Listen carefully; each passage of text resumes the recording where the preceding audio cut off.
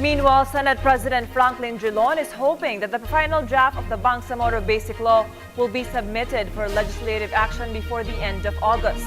According to Drilon, this will allow both the lower house and the Senate to act on the proposed law before the year ends or in the first quarter of 2015.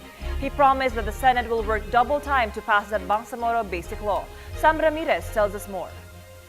Investment will go. Senate President Franklin Drilon called on Malacanang to submit the draft of the Bangsamoro Basic Law before Congress this month so the Senate will be able to pass it at least on the first quarter of 2015. The said draft law was supposed to be transmitted to Congress on March 31 by the Office of the Presidential Advisor on the Peace Process or OPAP and the Moro Islamic Liberation Front or MILF but failed to do so.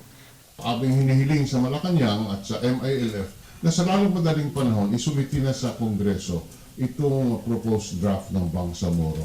Dahil po habang tumatagal, nahihirapan po ang Kongreso upang ipasa po ito.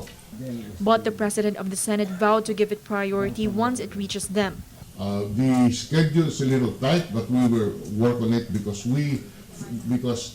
non-passage of the basic law is not an option. Kailangan po magawa natin ito para sa kapayapaan at kaunlaran ng Mindanao because peace and security is a basic foundation upon which progress can be achieved and poverty can be addressed in Mindanao.